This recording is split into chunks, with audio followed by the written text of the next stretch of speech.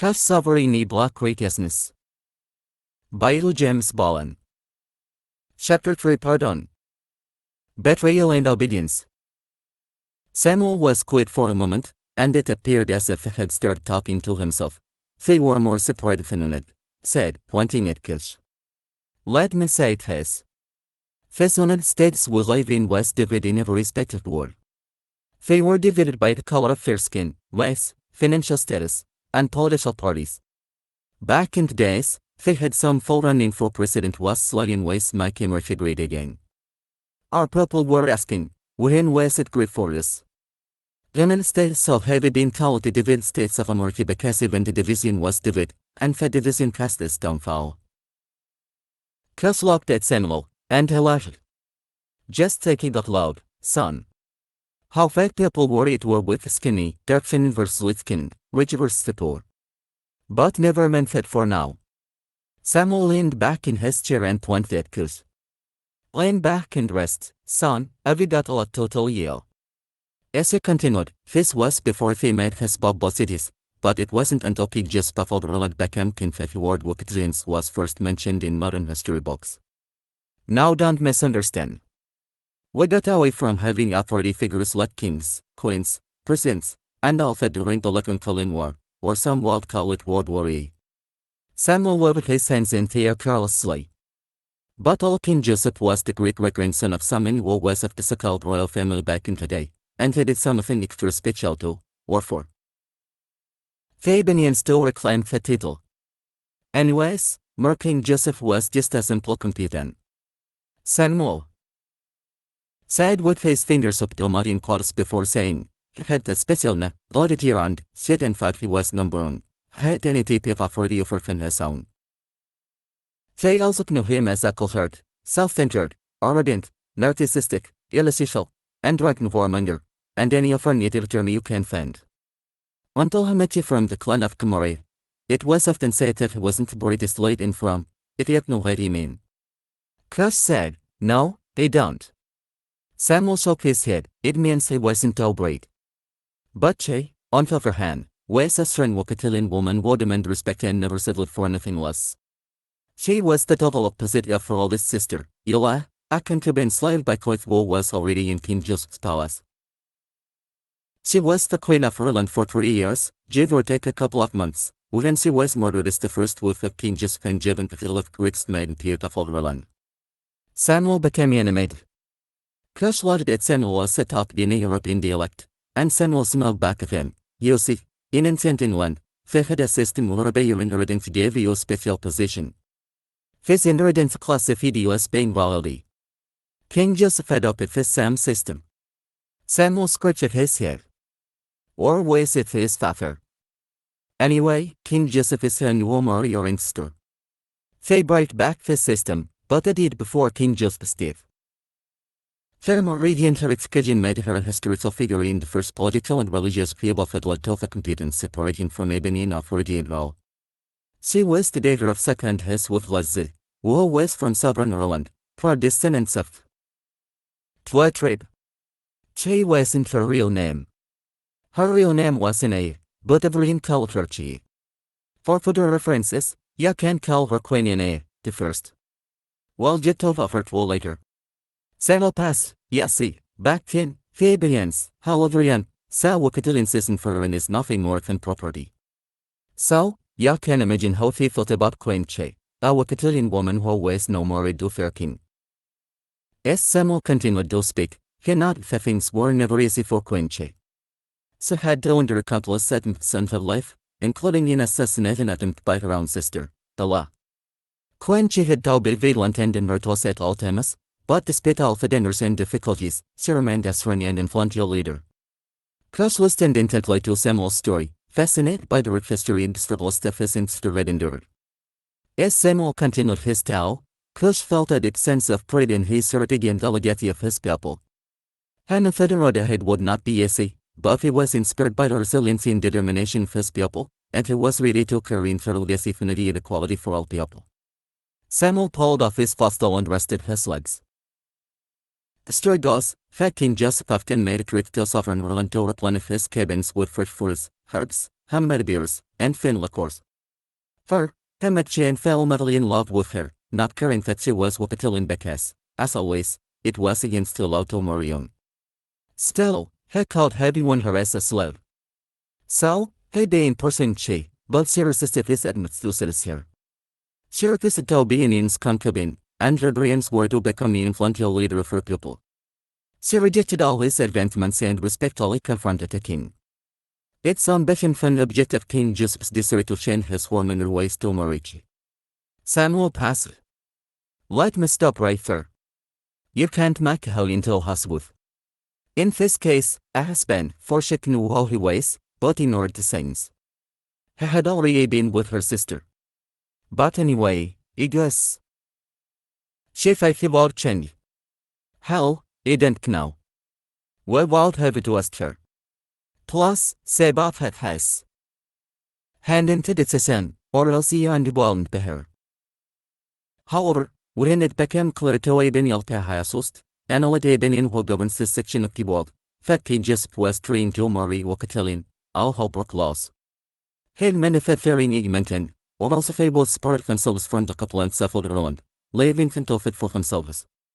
This thread then said to wall with the king, and out of threatening and conduct toward the Ibanians, King Joseph married she, made her queen, and granted her the title of the great step the great maiden of Alderland.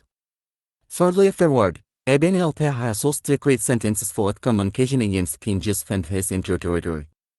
Because of his marriage and his communications, the official broke off treaties with the Irish competence. After being crowned Queen of Alderland, she gave birth to Queen Ine, the first, almost a year later. Back then, men always wanted their firstborn to be boys, and her dinner disappointed him. It did not entirely discourage him, for his son was sorely following protestal of his daughter Ine. Until a royal baby was born, Queen Evelyn, King Joseph's mother, along with governors and generals of each Commonwealth nation, was informed along with the rest of the royal family and her family. For it was just in the streets by Fesdim because people started feeling the effects of not having the Ibanians technology, or its advantages. Samuel stopped for a moment. Bolin, can you explain this silly birth ceremony? Bolin then said, why is it silly? This were customs and practices, they probably think that your Sabbath is a fairy tale, and fade basur. A royal position signs an official document confirming the newborn's gender, width, and birth time. A palace official will bring this document out of the hospital, and physicist first saying he would well defend the royal baby has arrived. And it's then handed to a messenger who will take it to the palace under door. They put a notice into a frame at the palace, positioned in an easel and placed in the palace forecourt. A victim would well know the gender of the baby. However, it could take a year from 3 days before the new was name is announced. After the announcement, a brief statement by the king of the birth was at hospital. Samuel interrupted Bolin, you probably read about your statement you just made. But ik know what ik know, seen what ik know and felt what ik know about Sabbath. It's what fake know so you all take me statement back, about it being silly, it's their traditions. Traditions of men hand down for generations. Anyways, thanks, I got it from her. Bolin said, you're welcome. Samuel continues, at hospital, the king made his announcement of the show. Although they were at the ceremony, his parents were supposed to be for with the royal family. But because they were Wakatilians, they were standing in the back of the crowd. They meant a misty silver pennies to mark the royal birth. Samuel pulled a silver penny out of his pocket, and handed it to Kush, like this one. Considered already signed a celebrator against Sol Central Park with Arba and Ran Salatin again by the Honorable Ardoli Tower Front with Hassel Sahlet Ban Saud. And keeping with their traditions. It is said that when she left the royal hospital, they burned her sheets, because she was Wakatilin. She appeared in the steps of the Bolin with her newborn as the crowd locked in the ceremony lasted for 2 days before his family was to head back home. His father, Shaka, approached her with tears in his eyes. He will return in Edmonds to take the baby and perform the family ceremonies in the Hall of Holies. Don't let anyone know, not even your Uncle Mel. Do not let them know her the baby or in because it is of great importance to say about that no one knows her whereabouts. You will find out we have is to do such requests later. Also need, oral documents of her birth and 500 silver pennies. She smiled and said, "It is so." After 8 months, sat so up at the palace and with opinions she had everything he asked for. He didn't stay for long enough to see the king and she never saw her later again. 3 mystery followed and King Joseph returned to his old ways of having orgies and entertaining of her woman. King's love for she was gone and so was his loyalty to her.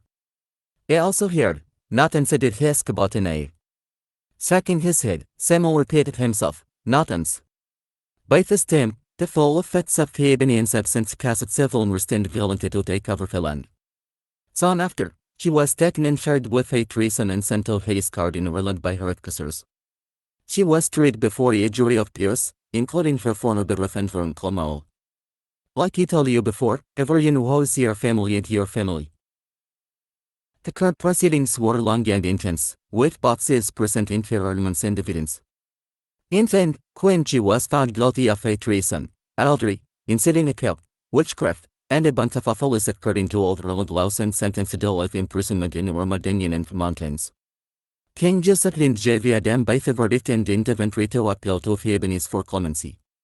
However, the king's reputation was tarnished, and he lost much of his support among the people of Ireland. Again, he didn't care. Meanwhile, Queen She languished in her cell, day after day. She never gave up hope that one day she would be reunited with her daughter and her people. In quiet moments, she would often think back to the time when she first met King Joseph and how everything had seemed so perfect. But now, everything was different, and she had paid a heavy price for her forbidden love. After a formal lackluster apology in front of the citizens with all the balance and was lost by King Joseph, all Ireland was punished for their sins but eventually united with the Ebonians and Syrian. To show the Ebonians her loyalty, she shared his work bread and she was beheaded days later. Cashapp had forgotten how the silver penny in his hand as handed it to Samuel. "Wow, the Ebonians saw the Hades." "But hey," Samuel said, "yes, they do, you will find out. Just wait. Remember, like always, and I'll say it again, history repeats itself." Martha interrupted him when she entered the living room with some fresh squeezed lemonade. "Her, old man, you're gonna need something to drink with all the talking you're doing." Samuel smiled. "Thanks, old lady, I sure do." Taking a drink, Samuel smacked his lips as Martha handed Cashapp glass. Samuel continued, "This rang true for the Wokatalians of Ireland." He passed, "Martha, this her lemonade is something else." Martha smiled, "Thanks, babe." Samuel continued as he smacked his lips again, "This rang true for the Wokatalians of Ireland, and the life in Ireland was cruel toward the Wokatalians.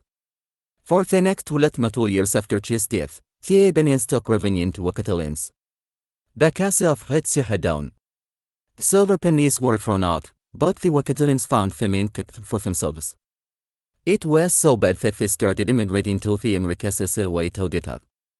But even that wasn't a joyful event because the were Wokatalians. They could not travel to aid the competence day. And on top of that, the competence started spreading rumors that they carried contagious diseases.